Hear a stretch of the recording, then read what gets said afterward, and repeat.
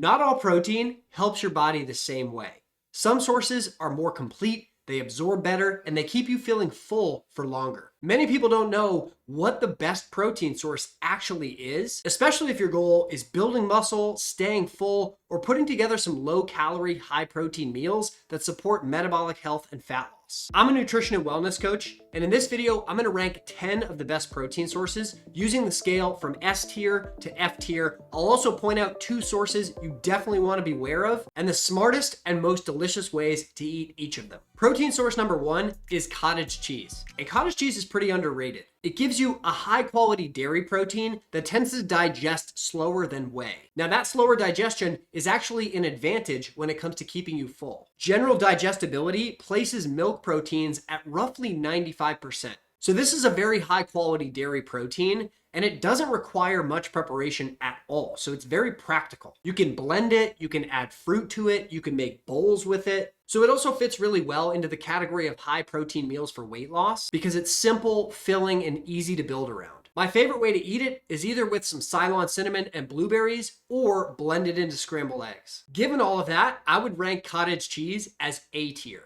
Before we get to number 2, if you like science-backed nutrition content like this, be sure to subscribe because you won't want to miss my next couple videos. Protein source number 2 is eggs. Now, eggs are one of the clearest examples of how cooking changes protein digestibility. In human data, raw egg protein was only about 51% digestible, whereas cooking the eggs made them 91% digestible. That's a massive difference. So yes, eggs are a very high quality protein source, and they're perfect for somebody that's prioritizing low carb, high protein meals because they're also extremely nutrient dense. My favorite ways to eat them are either poached or boiled because it allows you to cook them fully without overcooking them, which would then damage the nutrients. The simple takeaway is you definitely want to cook your eggs if you're trying to get more protein. And I would rank cooked eggs as A tier protein, but raw eggs as C tier protein. The third protein source is tempeh. And if I had to include just one plant protein source on this list, tempeh gets the spot. Soy is one of the stronger plant proteins overall, and fermentation can increase the digestibility and reduce some of the anti-nutrients. While tempeh is one of the best whole food plant-based protein sources, it's really not in the same class gram for gram as some of the animal-based protein sources like eggs or meat or dairy. Now, the way to improve it is definitely through preparation. You can marinate it, you can roast it, you can steam it briefly, and each of these improves flavor, texture, and usability. If you're looking for something that's more plant forward when it comes to high protein meal prep ideas, tempeh is a good option. All that being said, compared to the others, I would rank tempeh as B tier. Protein source number 4 is whitefish or tuna. Now, both of these are lean, they're efficient, and they're really easy to build meals around. Like other fish, they sit in the high digestibility category. So most fish proteins are assigned roughly 95% digestibility. The main cooking tip is similar to that of eggs. Cook enough to denature some of the proteins and make them easier to digest, but don't overdo it. One thing about whitefish and tuna that's awesome is they fit well in so many different low-calorie, high-protein meals. My favorite way to eat them is either by adding olive oil to whitefish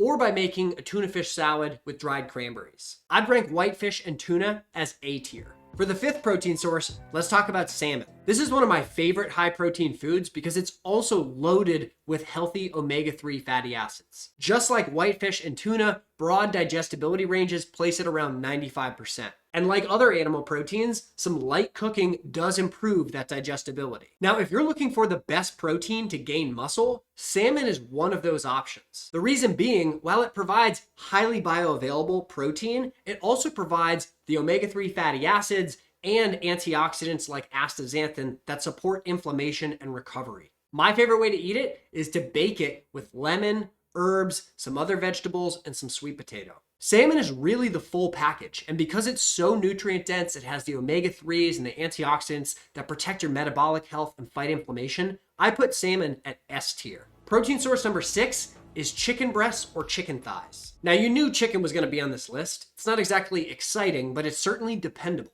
It's a complete protein, so it has all the essential amino acids, and broad reference ranges put it somewhere between 90 to 95% digestibility, depending on how you cook it. Chicken is also extremely easy to get, so it's one of the reasons it shows up in so many of the low-calorie, high-protein meal options. There are dozens of chicken-based high-protein dinner recipes, and it's also one of the best options to use for high-protein meal prep because it's easy to make in bulk and store for later. My favorite way to eat it is to marinate it with olive oil, apple cider vinegar, and some herbs and spices, and then to either grill it or bake it. The main challenge with chicken is that so many chickens in the United States are raised in horrible conditions and they end up being pumped with growth hormones and antibiotics. And it's both difficult and expensive to find truly pasture-raised chicken unless you know a local farmer. So because of that, I would rank normal chicken as a B-tier protein source and pasture-raised chicken as an A-tier source. The 7th protein source on the list is lean beef. Now, lean beef is absolutely loaded as a complete protein source, and it's also very nutrient dense. So it gives your body nutrients like iron, zinc, vitamin B12, creatine. And from a general digestibility standpoint, as long as you're not under or overcooking it, you're looking at roughly 95% absorbability. Beef is a phenomenal anchor when it comes to building out low-calorie, high-protein meals,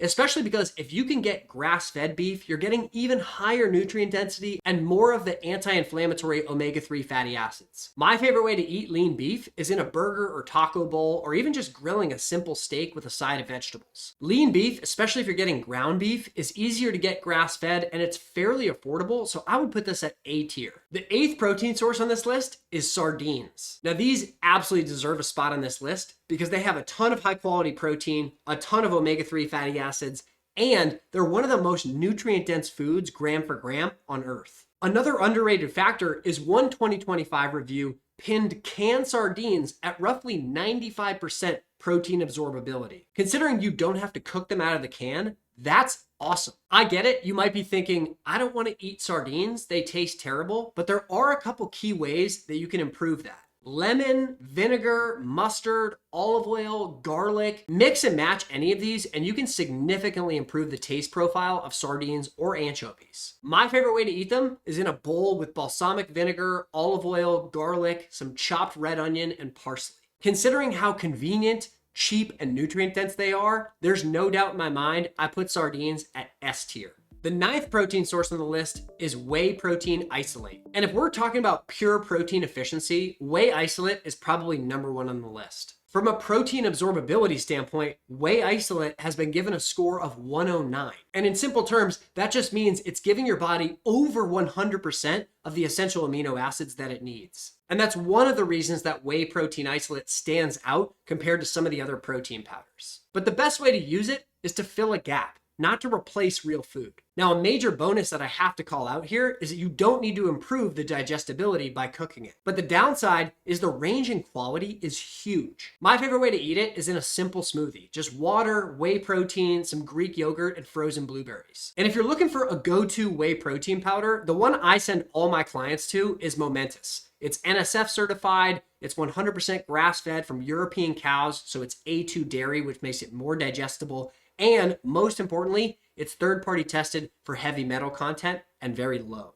So you probably know where I'm going here. I would put whey protein isolate, as long as it's high quality, at S tier. Now, before we get to the 2 you want to be really wary of, the 10th on this list is Greek yogurt or Icelandic skyr. Now, these are some of the best protein-dense foods for people that are extremely busy. They're high in protein, very filling, and easy to eat. Fermented dairy proteins, especially if they come from A2 dairy, are highly digestible. And that's partially because the fermentation process starts the breaking down of proteins and also lowers the lactose content, so it's easier on the stomach. Now, I would put this at very high digestibility, considering most dairy protein is ranked at 95% absorption, and fermentation increases that. Now, the best way to improve this option is to choose plain, unsweetened. And that's the major downfall with some Greek yogurts out there, is they have a ton of sugar added to them. My favorite way to eat it is by adding a little bit of cinnamon, maybe some chia seeds, and some frozen blueberries. Now, given how accessible it is and the fact that you don't have to cook it,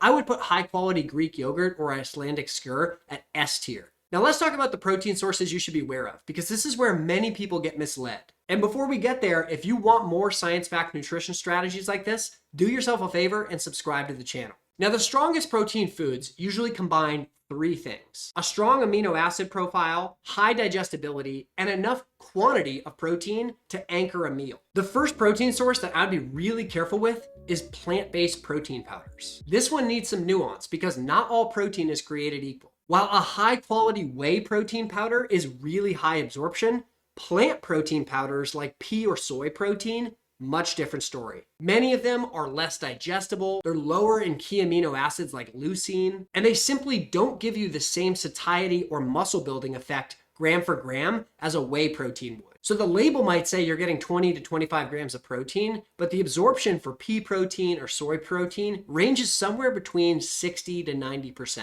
But the real issue with plant protein is quality. If you think about getting 20 to 25 grams of peas in a sitting, you're basically eating a barrel of peas. Some people find these protein powders are harder to digest, they have a bunch of fillers and gums, and there was a recent report that Consumer Reports published that showed that some of the leading plant protein options had extremely high quantities of heavy metal content. So it's not that all plant protein powders are bad, it's just that it's a weaker trade than most people realize, and because of that, I would rank this at C tier. Now the second source you want to be really mindful of are protein bars. Many of these bars are marketed as high protein, but they're basically candy bars with protein. But the part that's most surprising to people is they eat these protein bars knowing that protein should make them feel full, but then the sugar in the protein bar sends them on the insulin roller coaster, so they're starving very quickly after.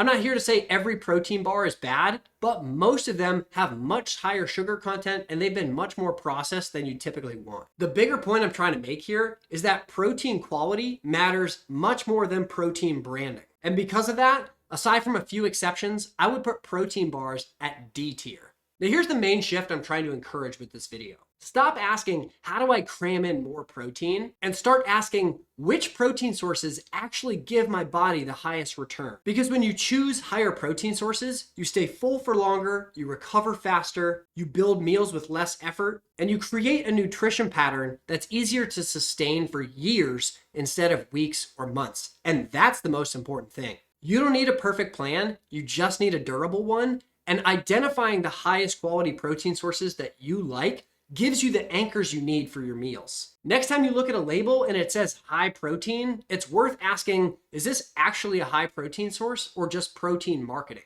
Because most of the best protein sources out there don't need a marketing team. I appreciate you for being here. Make sure to subscribe if you want more content like this, and I'll see you on the next one.